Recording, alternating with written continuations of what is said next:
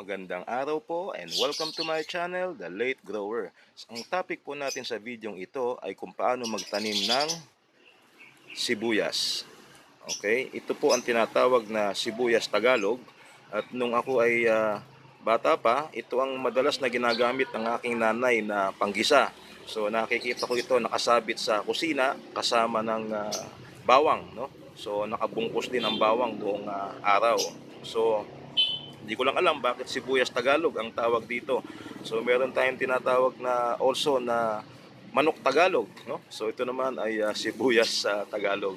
Okay, so maliliit po siya at ito ay bihira nang nakita sa palengke. So nung makakita po ako nito sa Pure Gold ay bumili ako at naisipan kong bakit kaya hindi ko patubuin. So ang video pong ito ay kung paano natin bubuhayin ang sibuyas Tagalog na ito at kung paano siya aalagaan. Okay? So, umpisahan po natin sa pag-germinate, no? So, pag-germinate, pipili lang tayo ng sibuyas na matigas pa, no? Iwasan na po natin kunin yung malambot, no? Kagaya nito, malambot na siya. So, wag na natin kunin, pumili tayo ng matigas pa sa kanya. Okay, kagaya po nito, matigas pa siya. Ngayon, sa pag-germinate, importante po ang tubig. So, pwedeng ibabad mo lang siya sa tubig ng mga ilang minuto, kagaya nito.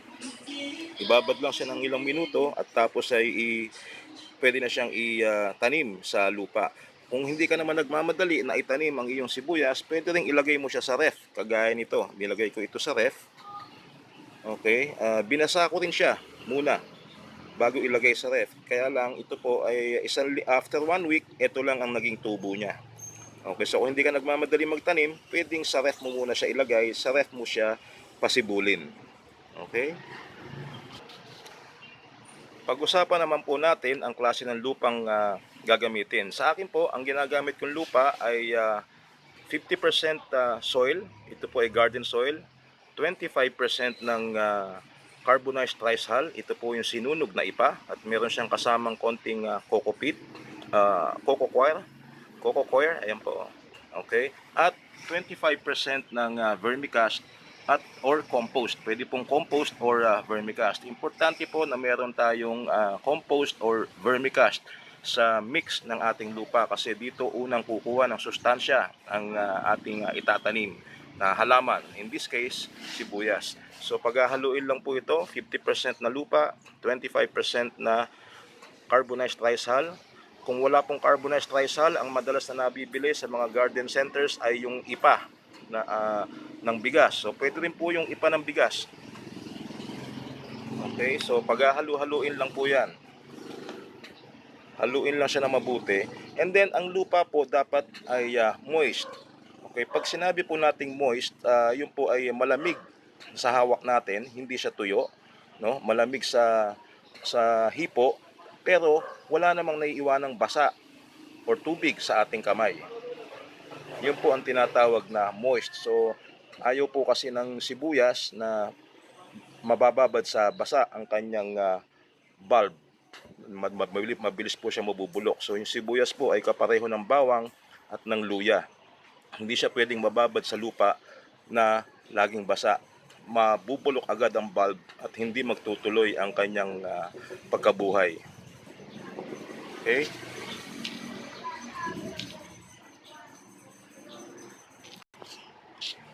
Pag nakahanda na po ang lupa, ay pwede na nating itanim ang ating sibuyas. Kagaya ng nauna sinabi ko, kailangan munang basain ang sibuyas. Ibabad siya sa tubig ng mga ilang minuto lang. 2 minuto po, pwede na yon. Basta't mabasa lang siya.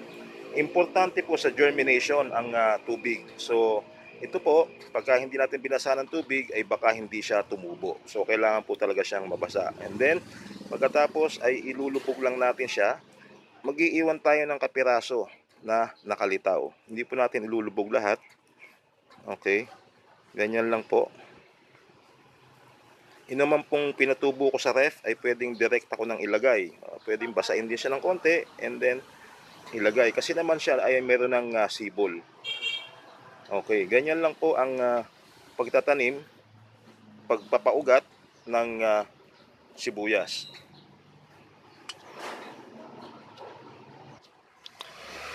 Hindi na siya kailangan diligan. Pwedeng ilagay mo siya direkta sa naaarawan or pwede rin sa shade. Mabubuhay po ang sibuyas.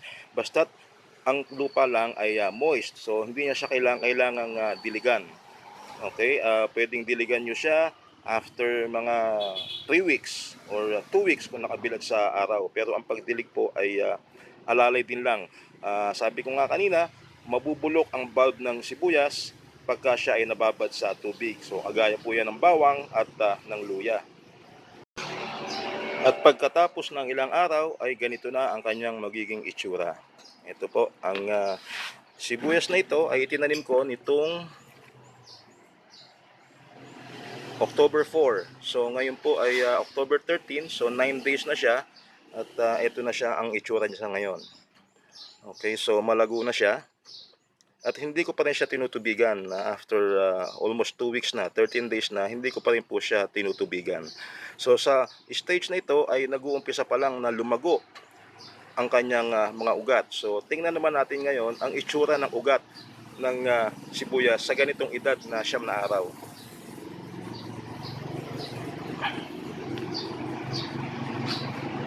Eto po, kasabay ng October 4 na itinanim ko dito sa timba, ay nagtanim din ako sa baso. So ito pong mga sibuyas na ito ay 9 days din mula nang umpisahan ko silang i-germinate. So ganito ang itsura ng kanilang ugat. Ayan.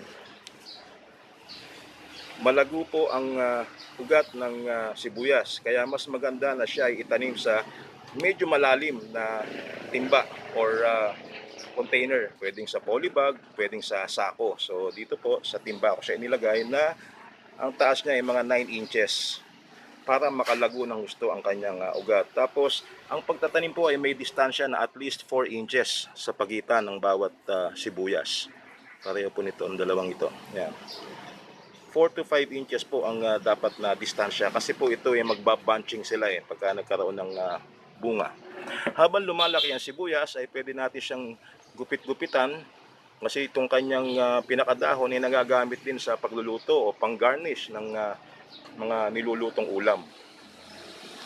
So, dito, after 9 days, ayan po ang kanyang ugat. Itong nasa basong to, hindi ko pa rin po tinutubigan, pero kailangan ko na siyang ilipat sa mas malaking container. Okay, hindi siya dapat patagalin sa baso kasi masyado pong maliit ang baso para sa kanya. Tinanim ko siya sa baso para lang maipakita sa inyo at para makita ko rin kung paano ang development ng kanyang ugat. Ayan po. Sa ganitong stage na 9 days pa lang siya, excuse, ang sibuyas po, ang kanyang tubo ay kumukuha ng sustansya doon sa kanyang bulb. Okay, dito pa po kumukuha ng sustansya yan sa bulb. So, bandang huli, pag natuyuan ang bulb, doon na po gagana naman ng ang ugat na siyang kukuha ng sustansya. So, importanteng huwag mabasa or mababad sa tubig ang kanyang bulb. Kasi po, pagka nabulok ang bulb nang hindi pa naka-establish ang mga ugat, ay mamamatay ang ating sibuyas. No? Kagaya din po yan ng bawang na kahit may tubo na siya, magtataka ka bakit namamatay. Yun po kasi ay nabubulok ang bulb dahil nakababad siya sa basa. So iwasan po natin siyang mababad sa tubig.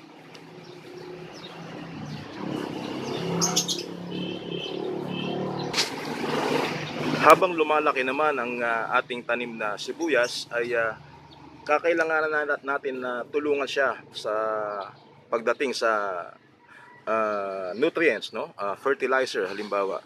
So kung gusto niyo ma-maintain na organic ang inyong tanim na sibuyas, meron kayong compost halimbawa or vermicast, pwede kayong magtunaw ng vermicast or compost sa isang container at yung kanyang tubig ang siya yung ididilig dito sa sibuyas. Yun po yung organic way. Ngayon, kung wala naman kayong compost or vermicast, pwede din po yung triple 14 na tinatawag. Ito po yung inorganic or chemical fertilizer. Paglagay naman po ng triple 14, dapat konting-konti lang para hindi masunog ang kanyang ugat. So halimbawa po sa isang ganito kalaki, mga ganito lang po karami na triple 14 na kakanawin sa isang baso. Dudurugin siya at tapos ay kakanawin or hahaluin sa isang baso. So ito po ang example ng triple 14 na dinurog or kinanaw, hinalo sa isang baso ng tubig. So pwede pong yung baso ninyo, pwedeng kasing laki lang ng lata ng sardinas, or in this case 10 ounce cup po ang gamit ko dito. Sa pagdilig naman, dahil iiwasan nating masira ang kanyang bulb, iiwasan nating mababad sa tubig, pwede tayong gumamit ng imbudo. Pareho po nito. So tusok lang sa gitna, may distansya, ibubuhos lang ang fertilizer sa paligid niya. Ganyan. Okay, hindi po siya direkta sa bulb. Okay. Pwede pong ganyan ang gawin. Pag mayroong compost or vermicast ang inyong tanim na sibuyas, ay kahit sa unang buwan po ng kanyang, pasensya na po sa ingay, kahit sa unang buwan ng kanyang paglaki ay hindi natin kailangan maglagay ng fertilizer. So pwedeng sa ikalawang buwan na lang tayo maglagay. Ang sibuyas po, up to harvest time, aabutin ng at least 3 months up to 4 months. Okay? So, yan lamang po ang paraan sa pagtatanim ng sibuyas. At ang sistema pong ito ay applicable din doon sa malalaking sibuyas, kagaya nito. Malaking sibuyas po ito naman. Okay, na ordinaryong nabibili sa palengke. Okay, so yan lamang po. Sana ay may natutunan kayo kung paano magtanim ng sibuyas. Maraming salamat sa panonood and hope to see you in my next videos. Bye-bye!